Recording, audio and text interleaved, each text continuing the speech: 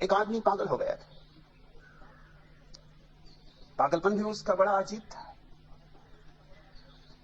बहुत बीमार था, और चिकित्सकों ने कह दिया कि अब बचने की उम्मीद नहीं।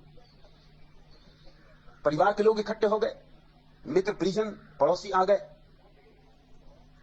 इधर घड़ी की टक टक और उधर आदमी का डूबता जाना। चिकित्सकों ने तो समय भी बता दिया था, ठीक 6 बजे आदमी मर जाएगा। उसको भी पता था, वो भी घड़ी पर आंखें लगाया था, ठीक 6 बजे उसने आंखें बंद कर ली। मरा तो नहीं, मगर जीवन दर्शन, एक पक्की धारणा। थोड़ा सा सुबादी हुआ, हिलडुल के भी देखा, थोड़ी बहुत आंख भी खोल के देखी होगी कि घड़ी भी दिखाई पड़ती है, लोग भी दिखाई पड़ते हैं। लेकिन पत्नियों को तो आप जानते ही, पत्नी पास में बैठी थी, आंख बंद करो। अरे मर के और आंख खोल तो शर्म नहीं आती। और जब चिकित्सक ने कहा है, और सबसे बड़े चिकित्सक ने कहा है, और 1000 रुपए फीस भरी, तो कोई झूठ थोड़ी कहेगा, तुम मर चुके। और ऐसा कोई पति है जो पत्नी की न माने? मान लिया बेचारे, मर गया बेचारा। मगर ऐसी कहीं मौत आती? आंखें बंद किए पड़ा है, रात भर यूं ही पड़ा रहा। लेकिन मोहल्ले के लोगों ने इनकार कर दिया कि इसको हम जलाएंगे नहीं, यह आदमी जिंदा है। मजबूरन पत्नी को भी मानना पड़ा, चिकित्सक को भी बुलाना पड़ा, लेकिन तब तक देर हो चुकी थी। वह आदमी रात भर इसी जीवन दर्शन में जिया कि मैं मर चुका, केवल मर ही चुका।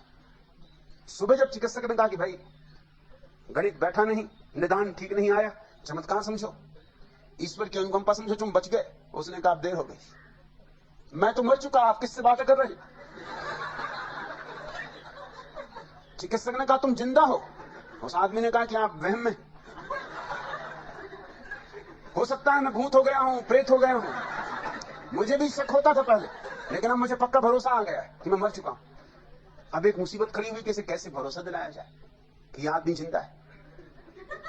पत्नी ने चिकित्सक से कहा कि आपने ही झंझट खड़ी की, अब आप ही सुलझाओ, और जो फीस लेनी हो ले लेना, मगर इसका जीवन दर्शन बदलो। वो उठे ही नहीं, नाश्ता तैयार है, वो उठे ही नहीं, दफ्तर जाने का वक्त हो गया, वो उठे ही नहीं। सच पूछो तो उसे मजा भी बहुत आने लगा, ये भी खूब रही, न दफ्तर जाना है, न कोई चिंता, न कोई फिक्र, अपने बिस्तर पर लेटे, ये तो जीवन से भी बेहतर हो गया। अरे तड़पते थे एक एक दिन के लिए छुट्टी मिल जाए, ये छुट्टी मिल गई सारी चिंताओं से। मगर पत्नी, बच्चे परेशान, रिश्तेदार परेशान, चिकित्सक के पीछे पड़ेगा, तुम्हें कुछ करो। चिकित्सक ने बहुत समझाया, सब तरह से समझाया, मगर वो आदमी माने ही ना।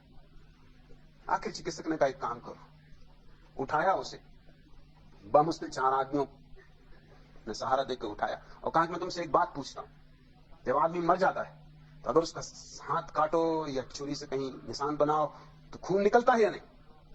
उस आदमी ने कहा मरे हुए आदमी से कैसे खून निकलेगा, खून तो पानी हो जाता है। चिकित्सक ने कहा तब ठीक, अब तुम आओ दर्पण के सामने।